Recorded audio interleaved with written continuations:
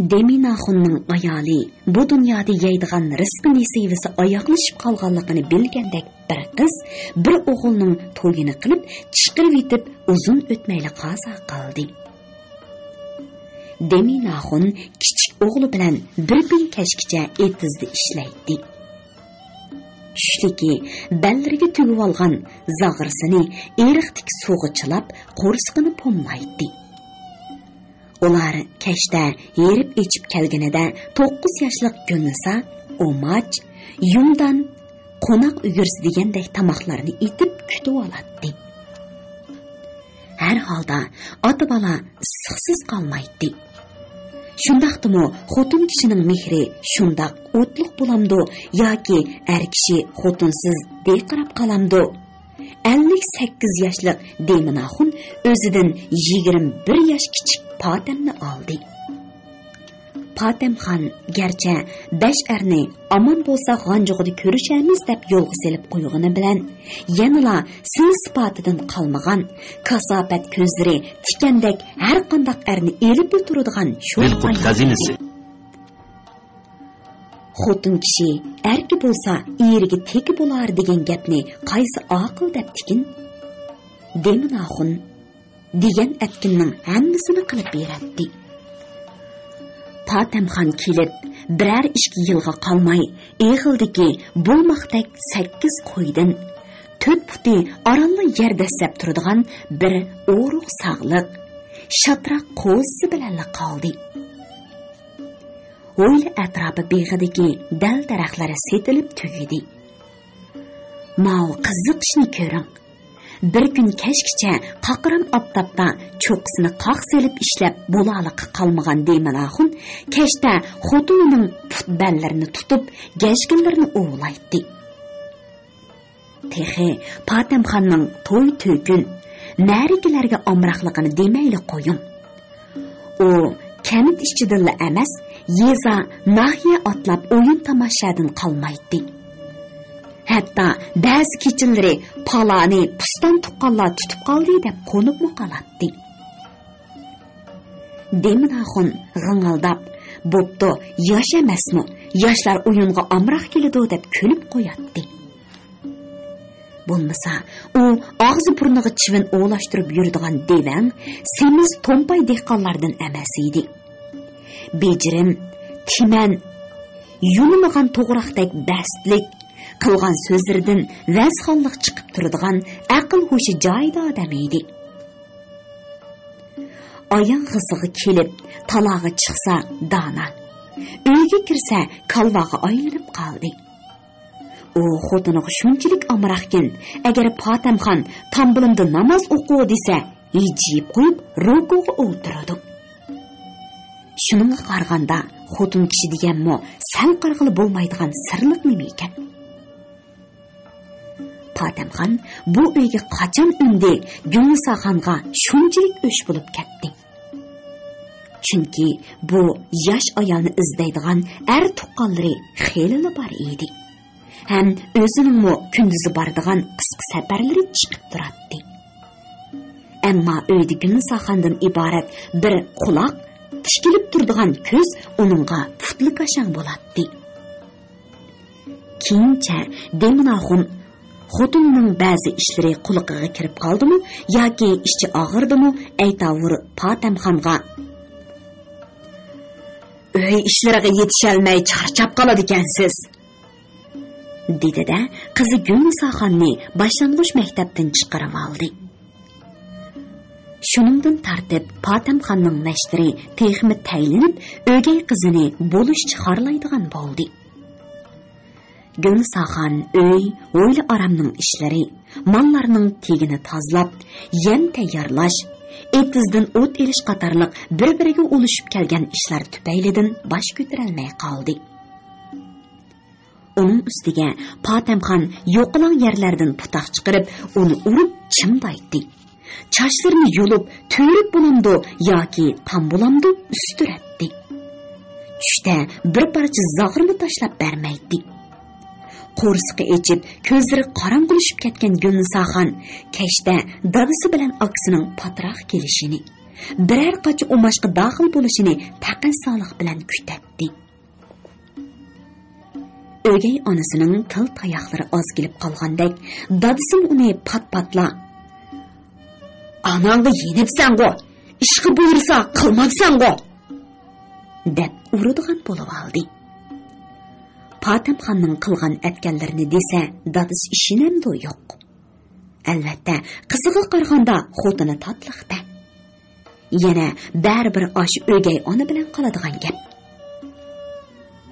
Gunnisa qo'rsoq qashliqidan bara-bara qo'rib, bir tira bir ustixon bo'lib qoldi. Kiyimlari o'ziga xo'p kelmay salpiyib turardi.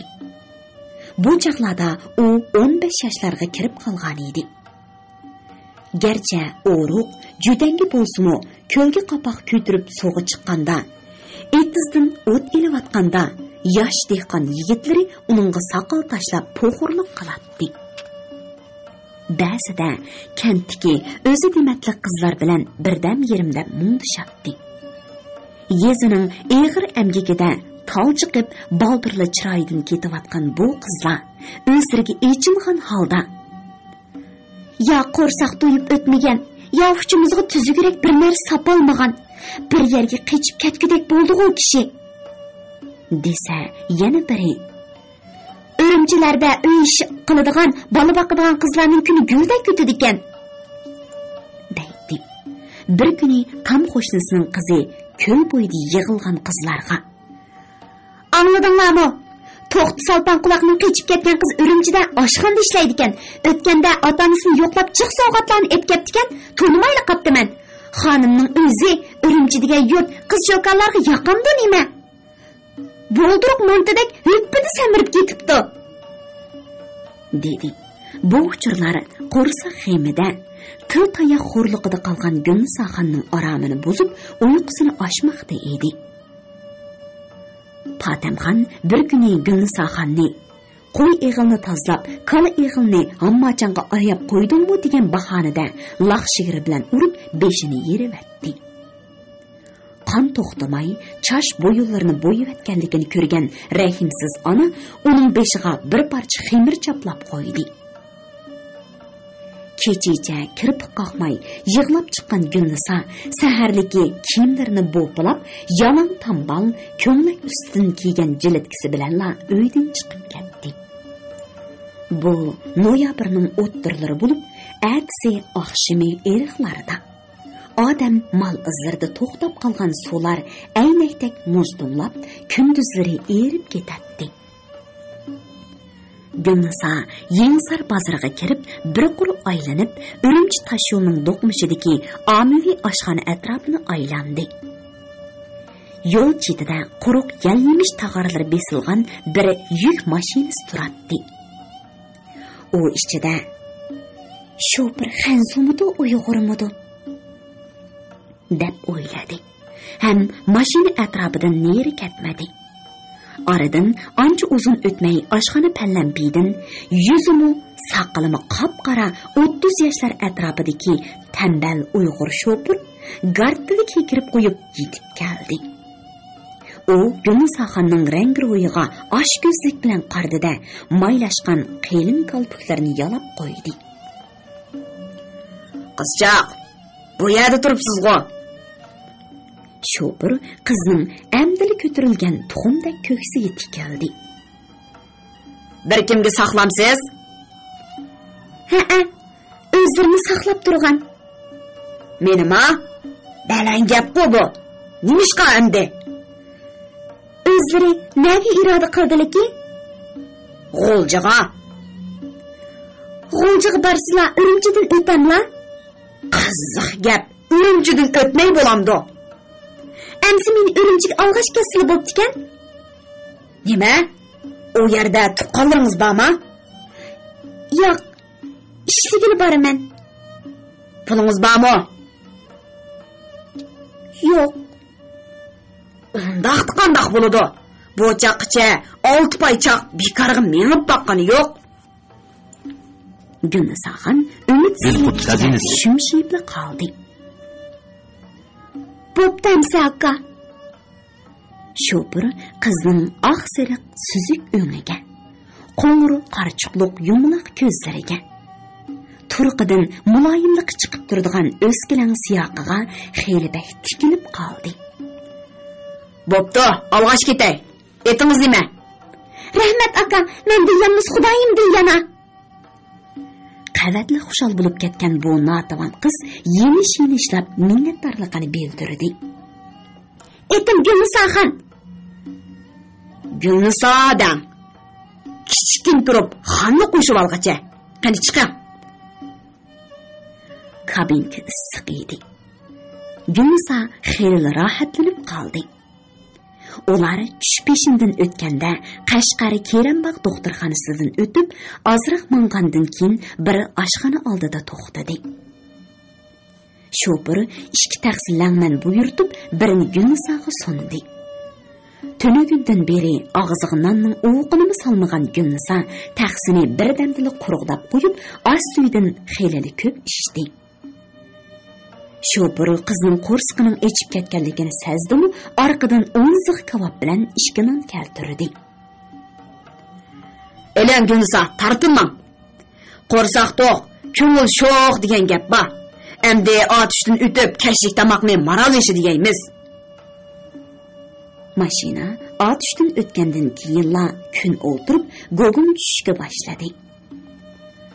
Shopur bir qo'lida rolni tutqach, qizning birda eniq bo'yinlarini siypab qo'ysa, birda biqinlarini chimdab qo'yatdi. Gulniso qo'rqib o'zini tortgan siri, u tufli qo'llarini eng nomusliq yerlarga sunib mujiydi. Bu ahvol yo'l bo'yi takrorlanib, maral beshiga jahonni tun qorong'ulik bosganda yetib kelishdi. Shopur tish cho'qchib turgan tog' bag'ridagi yo'lovchilar bekitiga mashinasini qayradi. Bekat hovlisida yuk mashinalari, yo'lovchilar to'sh avtobuslari tizilib ketgan bo'lib, shopur va yo'lovchilar oddiy yerlik yotoqlarda ba'zilari aroq ichib hordiq chiqarsa, ba'zilari uyquga ketgan edi. Shopur Gulnisoni oshxonaga boshlab kirib, jangmomi bilan qo'rmi yeyishib, yana yo'lga chiqdi. Aslida har qanday shopur mush yo'l bo'yi bekatga qo'nib, atis yo'lga chiqish kerak edi. Bunday ishlardan xabar yo'q Gulnisomi kabinkaga chiqdi. Maral beshi bilan Aqsuv o'ttirsidagi cheksiz cho'l shopurlar uchun 4 soatdan ortiq jafoliq yo'l edi. Yo'lda biror hodisaga uchrab yoki buzilib qolgan mashinalar nagan-naganda biror uchrab qolmasa, bu cho'l tashyo'li tinpaschilik ichida surilib ko'rinadi. Shopur mashinasini chetga ochqib, xud yutkash tutqichini oldi orqasiga tortgan edi, mashinaning qayerdir g'artildab ketdi. U mashinadan tushib, u yer bu yerlarga engishib qargan bo'ldi-da, kabinka eshigini ochib, Gulnisoga qaradi.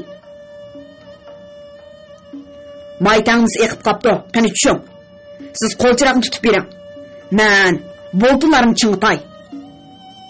dedi shopur mashina ustidagi turtaklangan palasni elib. Shopur mashina tagiga o'rmalab kirib palasni soldi. Orqadan chirog'ini yo'ritib kirgan Gulnisoga, "O'ngni yetib yo'ritmisiniz? Ba'zi yerlarni ko'rgil bo'lmaydi", deb pichirladi. Shopur u yer bu yerni to'qildatib urgan, chingitgan bo'ldi-da, birdilla o'ngda yotgan Gulnisoning ustiga chiqib oldi. Bu ojiz qiz qarshilik qilishga ulgurmay, talama ishtonbaq yeshilib, tambili tizig'i tushib qoldi. Uning ichiga kiygan ish kiyimlari yo'q edi. Gulniso tuyuqsizla varqiravatdi. Shopur may tangnisini yasab bo'lib, kabinkaga chiqdi. Lekin yig'lab to'kilib turgan Gulniso ko'zib ustidagi quruq yalimish tag'arlari ustiga chiqib o'tirib oldi. Shopur to'nglab o'lib qolsiz deb qancha yolvurgan bo'lsin, Gulniso tushgil unamadi. Mashina qancha tizmangan zeri bir ko'nglak ustidan jilidga kiyib olgan Gulnisa ha demayla jalaqlab titrab so'g'uq jon-jinidan o'tib ketdi. U tag'arlar ustida tugilib yetib baqdi. Tizlarini quchoqlab o'ltirdi. Zadili bo'lolmadi. Kabinkani urib, mashinani to'xtatmoqchi bo'ldi. Biroq bayiqi tuflik yo'tala. Eg'ir asirashla. Qayerningdir echishib og'irishi ko'z oldiga kelishi bilan qo'lini asta tushirib oldi. U ko'nglida bugun kecha mashina ustida qaytib qolsam, shofir meni mush cho'llik tashlab etarmi deb o'yladi-da, yig'lavatdi. Gulnisaning o'lib tirilishi bilan kori bo'lmagan shofir mashinasini 1 soatdan ortiq haydagandan keyin so'l tarafdagi uloq yo'liga asta qayirib, egiz o'sgan yo'lg'un yavu qumushlari chatqanligiga akirib to'xtatdi. U mashinadan tushib, ko'zubdagi kabinka temir shadisiga bog'lab atgan yo'g'on yuk taqini yerga tushirdi. "Barpada uxlab olmasam bo'lmadi. Rolni boshqara olmay qoldim. Yuring qizchaq, birga uxlaymiz." dedi shofir qo'llarini qo'ltiqlaridan o'tkazib, tugilib o'tirgan Gulnisaga qarab. "Shundayman. Bu cho'lning kechilik so'qi odam o'ldirdi."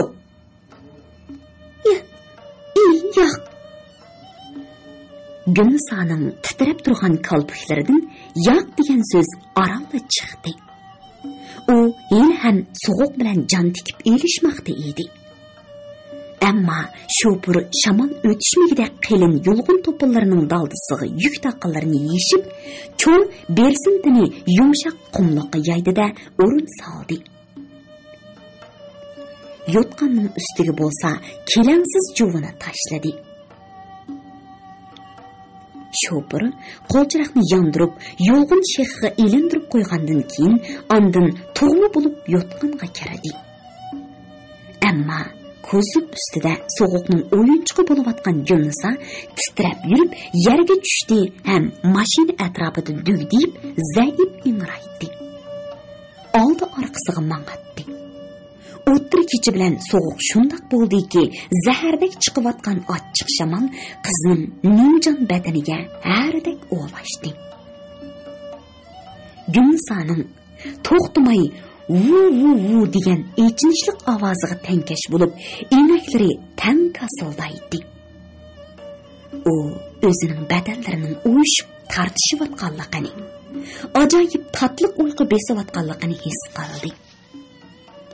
Odam to'nlab o'lish oldida shirin mugdek bosadiganligini qayerdandir anglab olgan Gulnisa jinidan ansirab qoldi. Shofir bo'lsa, xo'raksiz, hatto pushulmay jimib ketgan edi. Shuningga qaraganda, u ajal bilan erishayotgan bu yumron qizni kuzatib, tamoshasini ko'rayotgan bo'lsa kerak. Dunyoda tatliq narsalar ko'p. Lekin shularning ichida jondan tatliq narsa bo'lmasa kerak. Gulnisa bir besib, ishga besib, shofir yotgan yerga keldi-da, yerda o'ltirib, yotgan ichiga avval muz chukidek bo'lib qolgan putlarini tiqdi. Nima degan rahat. Qishning guli o't teptigan mo'maylar. Degandek, yotgan ichidagi issiq shunchalik huzur ato qildiki, Gulnisaning tallari jimirlab ketdi. Shuni u sag'irsi bilan sijib putlarini yo'tinlargacha yotgan ichiga tiqishi, eg'ir ham issiq yo'g'on put uning yumron yo'tinlariga mindi. Biroq uning bel usti yanala jalaqlab titrab, emaklari kasildimoqda edi. Shofir yotganni qayirib, keling degandek bosh ishorasi qildi. Jon qayg'usida qolgan Gulnisa qo'rqib biroq yotgan ichiga kirishi jonga rahat issiq bilan tang ochiq tarhidi dimiqiga Bilqut xazinasi urildi. Ular tong yurish oldida o'rinlaridan turishdi. Sahar so'qi vijildab chiqayotgan shamol tallarini shurkuntiratdi. Şopur çoğun juvuni Gülnisaga kiydirip qo'ydi-da, o'zi yotgan ko'rplarni yeshil berzimitga o'rab tangdi. Mashina cho'ng yo'lga chiqib yurib ketdi. Şopur Gülnisaning sutdek oqirib qolgan chiroyiga qarab, ko'zini ma'nili qisib qo'ydi. Qizmi o'zi sezmagan holda miyiqqida tatliqini jilmiyib yuzini o'rdi. Ular shuningdan keyin xuddi qadim asardek paranglashib mangdi. Gülnisamo may tartib o'ltirmadi.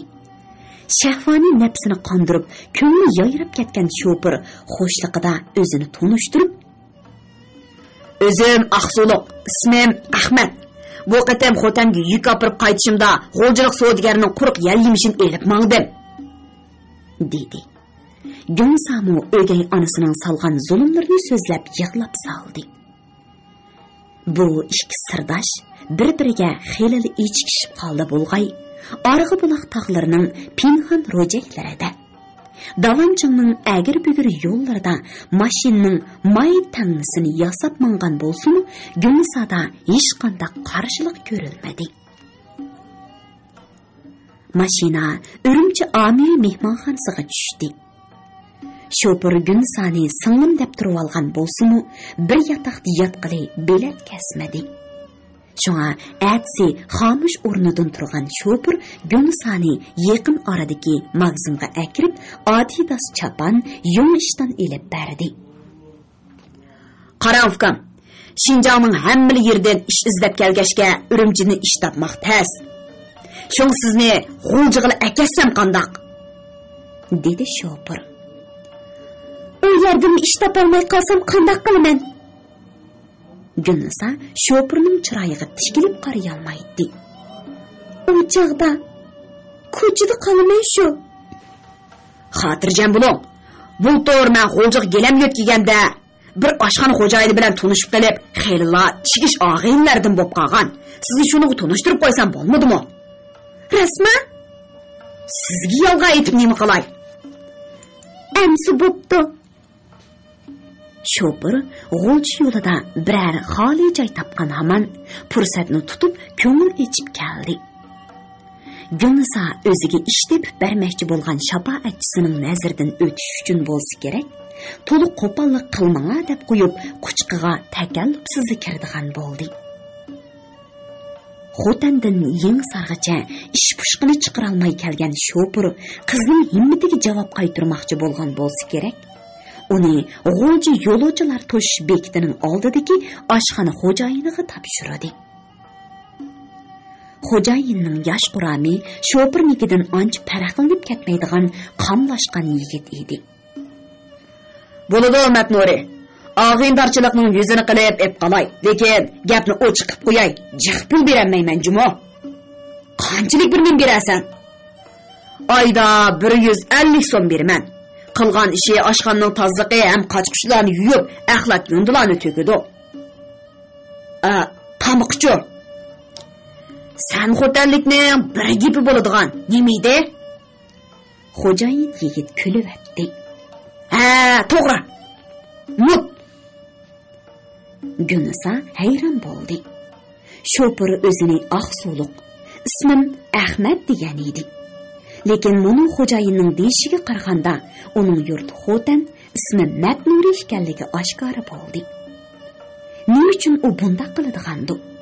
Gülnisada buning tagiga yetgudak aqlda tex yetilmagan edi. Gülnisa xo'jayin Nazarning oshxonasida 8 oy ishladi. U bir quri kiyim-kechak, yotgan ko'rpa, shundaqla turmushga lozimatli das, chelak, chiniqachilarni elib, oshxonaning kichik ombirini yotoq qilib oldi. Nazari yosh bo'lgani bilan o'zini tutib olgan eg'ir besiq, muloyim yigit edi. U Gülnisaning o'z ishidan sirt bekor bo'lsalar jim turmay, hammani qiladiganligidan mamnun bo'lgan bo'lsa kerak, pat-pat maqtab qo'yatdi. Ham ba'zi oylarda mukofot deb 20-30 so'm qo'liga tutqizib qo'yatdi. Gülnisa issiq makon, xotirjam turmushga ega bo'lganligidan to'liq xushal edi. Biroq uning bu amin hayoti tushdagi daraxt soyasida qisqa bo'ldi. Nazarning Guangzhou Sayuanlida oshxona ochgan bir og'aynisi uni birlik qiziqtirish bilan oshxonni Qashqarlik tijoratchi Mahmud Qo'rsaqqa setavatdi.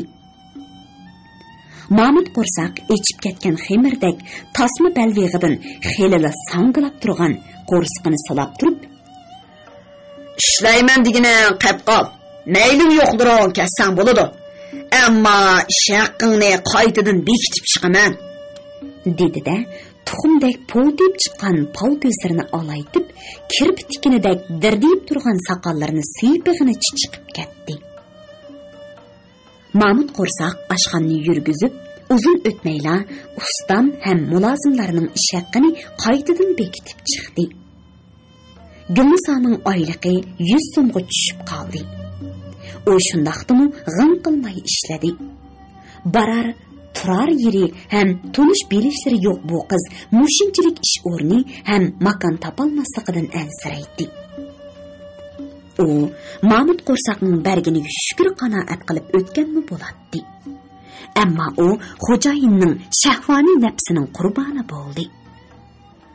Mahmud Qo'rsaq bir kuni kechida oshxonaning ichidan taqalgan eshikni qiqib yerivatgidek qildi. Uyquliq ish kiyimlari bilan undarab chiqqan Gulnisa, "Nemishda xo'jayin?" deb so'rashi, u "Oshxonadan bir narsa olmoqchi, eshikni och!" deb varaqaradi. Mahmud Qo'rsaq oshxonaga kirgancha Gulnisoning bilikidan qamallab, yotqig'i so'rab kirdi-da, ko'tiribla karavotga bosdi. U xo'jayin ekanligi tamanno qo'yamdi, qisqasi bo'ridek yamashdi. Bu ish hafta ichida 3 qatim takrorlandi. Chiliq-chiliq suvga chilashgan qop-qora semiztandan kelayotgan tarhidi, tamakidan sarg'aygan tishlarining urilayotgan echiq puroqi bardoshlik berolmagan Gulnisa ichida bu qazmoq to'ng'izdan Matnurining o'ligi ortiqgan deb o'yladi. Shunga u bir saharligi kiyimlarini bo'pilab, yotgan ko'rpinlarini chiyib, oshxonadan qaytib chiqdi-da, ko'di ko'rpinlarini qo'shni remontxonada qoldirib, o'zi ijaraga uy istadi. Uning yanada ish haqqidan tejab yiqqan 600 so'mdan ortiqroq puli bor edi. Gulnisa tush peshin bilan bo'yni kesikka berib qoldi. Ho'yli kirib uy fuqishdi. Oxiri tar xalta ko'chadagi ko'rimsiz bir qo'rug'i usibli kirdi. Qo'roning egasi Tul Mo'may edi. Hapsilisi yo'q saltan qo'ro egasi yaxshi qarayolmag'ashqimi, o'yli ishi bakma vayrona edi. Kungaydiki peshayvonsiz ham lampsiz pakar ishki eg'iz uy ko'milqidan yiqilib tushayli degan edi. Yomg'ir yeshillarda sarg'ayib, qog'jirg'an eshiklariga ko'ni kegizlar qiqilgan bo'lib, o'ylidiki ikki kayza etizdiki pomidor, mush, pidiganlarmi suv bilan yig'lab ko'rishgidek pusab qurib qolgan edi. Sho'r bo'lib ketgan tom tuvida kul, chavar chatqonlar dövlinib turadi. Mo'may Yuchulla bir kichik qizning uy ijara olmoqchi ekanligini uqib, dastlabda sal taajjub ilgida gumonlandi. Biroq uning harg'in chiroyiga, mo'ldirlab turgan miskin ko'zlariga qarab, ishchi og'rib qoldi bo'lg'ay. "O'zingiz yolg'izmi, qizim?" deb so'radi. "Shundoq cho'ngana." Mo'may qizning shevisidan bu yerlik emasligini his qildi. "1 yil o'ltiramsiz yoki 20 yillikmi? Yillik o'ltirsangiz ijara haqqi 250 so'm." Mo'may darvoza biqindagi loy suvoqlari so'yilib tushgan kichik bir eg'iz uyni ko'rsatdi. "Ichida ozroq laquluqi bor. Ochib versak bo'ladi." "Cho'ngona, men Qashqardan tuqqanlarni izlab chiqqan." Gulnisa mo'mayni xotirjam qilish uchun yolg'on aytdi. Biroq ular ko'chib ketibdi. Shularni tepib olg'ich o'tirman. Shunga har oylik pulni uturliq bersam bo'lamdi. Uningga ma'qul qizim.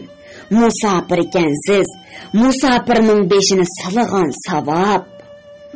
Amsa qanchadan beray? Chog'lab bering. Qani deb baqsana, o'ysilaning. Oyliqiga 20 so'm bering. Gulnisa uyni bir qur tozalab bo'lib, narsa keraklarini akalgili remontxonaga ketib qoldi. Ko'nlari o'ngir bo'lsin, uyim bo'lsa, eyiq bo'lsin, erim bo'lsa deb tikan. Ko'chada qolgan bu natavanning umidini atsi oqshimi yotqidagi yerga ega bo'lib, kunduzlari ish izlash edi. Muattarxon kichikgina bir qizning beshiga kelgan kulpatlardan eg'ir o'ksinib qo'ydi. U oldida tizilib o'ltirib, yomg'irda yosh to'kayotgan Gulnisaga na xayrxohlik qilishni, na nafratlanishni bilolmay qoldi. Shundan keyin ish izlab 45 oy o'tdi, dedi Gulnisa isadab. Uy ish qiladigan, bola boqadigan ishlarni topgan bo'lsam-mu, ba'zining xotini kundashlik qilib qo'g'liversa, ba'zilarining erlari bundoq kelgundilarning to'g'ris o'g'ir keladi deb aytibdi. Bir oshxonada yunda burishliq ishlarni qilgan edim. Odam yaxshi ishlasimi bo'lmaydi ekan. Boshqa mulozimlar xo'jayinning oldida bizning yuzimizni so'rin qildi, ishimizni yig'irlashtiribdi deb til-ahonat qildi. Mayliq supurgilar bilan urdi. Bo'lmasa ular ishdan tushganda go'shmoy, guruch, ko'ktot, tuxum, hatto lag'mon pilpillargacha o'g'irlab menishidi. Bir kuni men otqochilik qilib, bundoq qilish ko'nglimga qandoq ko'tirdi deb o'yib tikanman. Ular birlashib meni xo'jayinga chiqqan ekan. Xo'jayinni surishti qilmayli qo'l agri odamni oshxonada ishlatishga bo'lmaydi deb meni haydabdi. Ha, gap qila. Ko'chada qolgandan keyin yana nashayan ishlarni qildingmi? Muattarxonning so'zlari zarda bilan chiqdi. O'rgangan qo'y o'lgicha deb qilmay qolamdan. Yo'q, ana yo'q, hargiz o'ylaolmadim. Gulnisaning butun tini titrayotdi. Oshxonalardan tomoq yeb, yiqqan pullarimni tugadi. Ijara haqqimni to'layolmadim. Kunlab osh qoldim. Shu Yemisardan kiyib kelgan ko'li kiyimlarimni kiyib, mahal tilamchilik qildim. Oxiri Xudoyim meni o'lsirga yetkazdi. Heliqi, Mahmud Qo'rsoq deganni Qashqarlik dedingmi? Vu iflos munofiq, Qashqarlikning shaniga o'ltirgan lomzalli hech qiz. Muattarxon Gulnisaga qadaldi. Ha, endi qanday qilmoqchisan? O'zlari nima desili shu ana, uramlar, tillamlar, ixtiyor o'zlarida. Endi seningdek buzuq xotini elib qololmayman. Muattarxonning qo'shimlari turildi. Nega ketsan ket? Bundan keyin ko'zimga ko'rinmasangmi bo'ldi. Senla bo'ladi ekansan, anzar balam bu uyning bu so'g'isiga dassamaydi. Jinim ana. Men seni yo'qol deyapman. Muattarxonning ko'z paxtillari choshirib chiqqidek bo'ldi. Ya'ni nimaga bezirib turasan? Gulnisa yoshlarini surtmay asta o'rnidan turdi-da, teliqibgina bo'suqi oldiga keldi. U ishga peshonasini yoqqan holda g'am tashvish bilan to'lgan bu dunyoning bevafoligidan ranjigandek hasratli shivirladi. Ah, Xudo, bu g'ayrat beshimni elib nega boraman? Yaxshi kunlarga erishdim deb beshim ko'kka yetgan edim. Diyonatli, ahli musulmonlar saxovat ham shafaat qo'llarini beshimni silagan edi. Endi uning bunchalik qisqa bo'lishini bilmabdimi? O'gay onamdan boshlab odamlar meni xo'rlab keldi.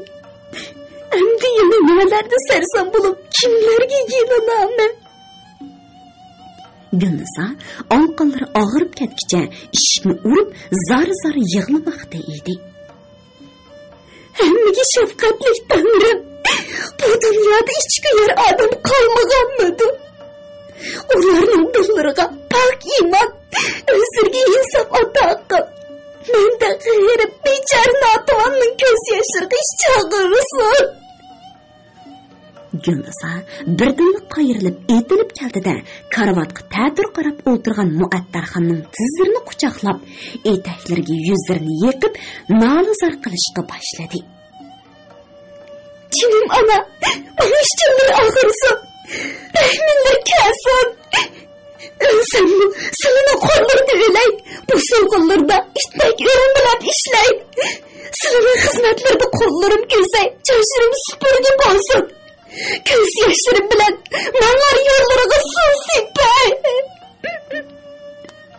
Gülnisa yana nimalarni deb zorlanib, qanchalik yoshlarini to'kar edikin belgili bo'lmaydi.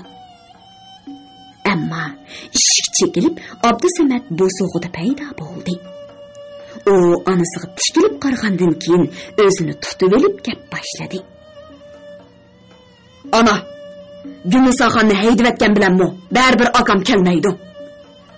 Sen neden bilasan? O ketdi. Nega?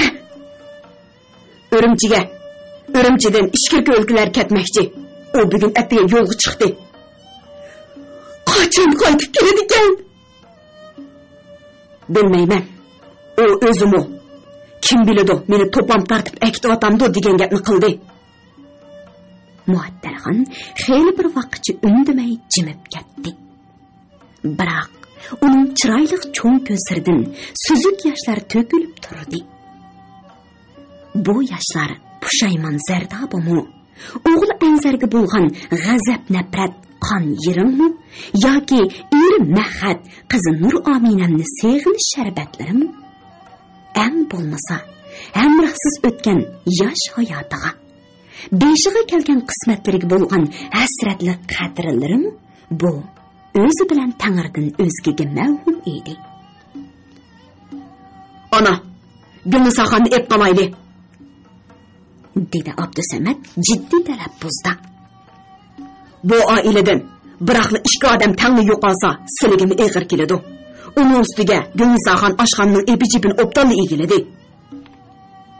Judini qattiq gibi o'za Muattarxon bayla Gülnisaxonning nidolarini anglab shamdek erib ketgan edi.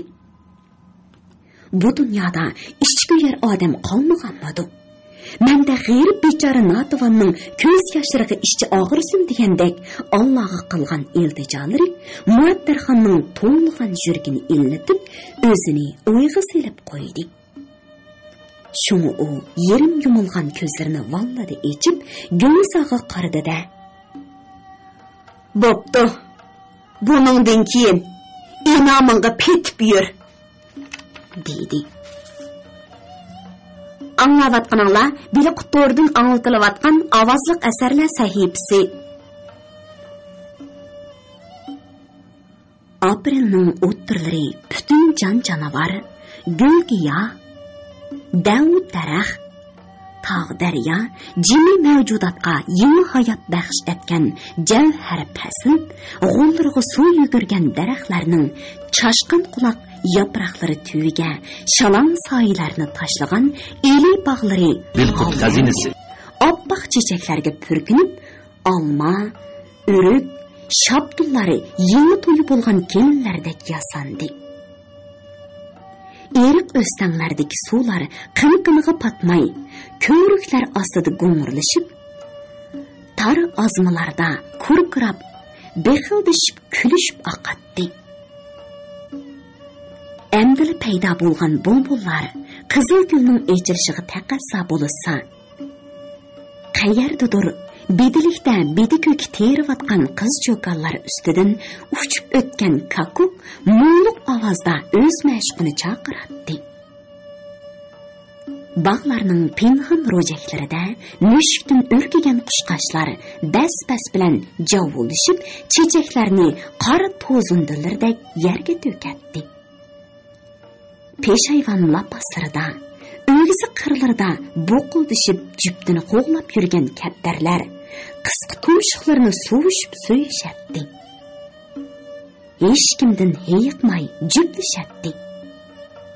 Mana bu quyoshliq yeşil hayotning ma'nosi, qizig'i, qadri qimmati.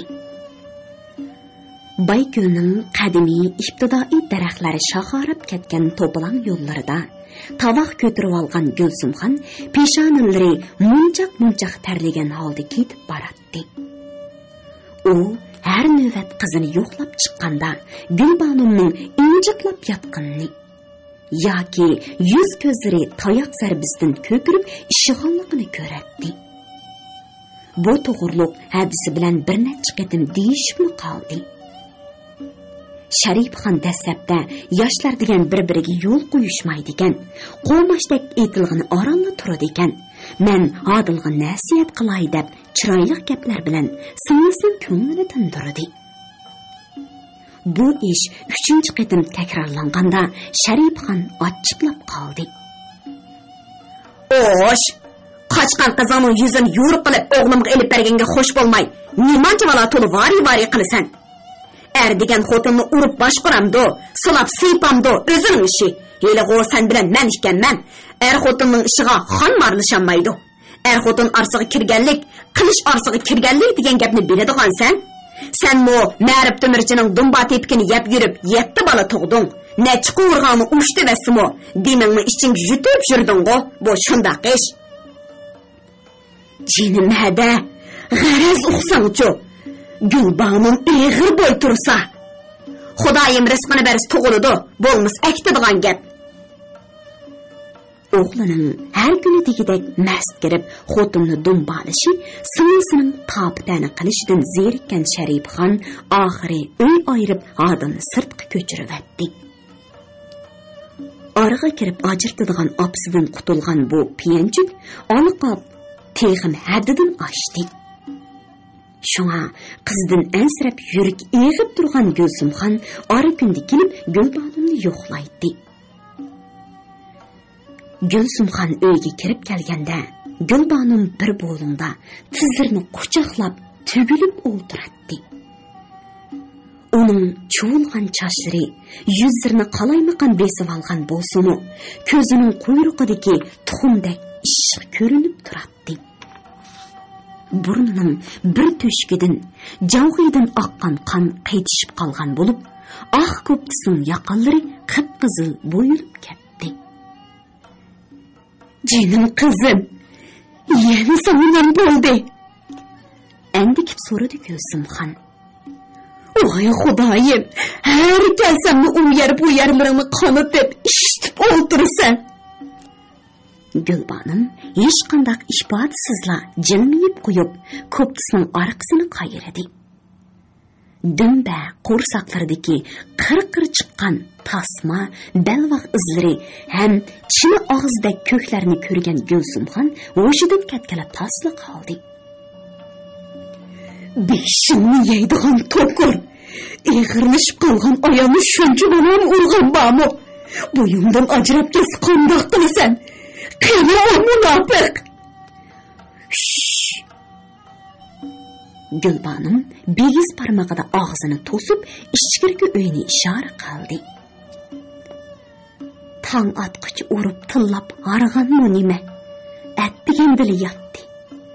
O maslikdan yeshilgich uxlaydi. Nima gunoh qilgan-ku shuncha bola urdi?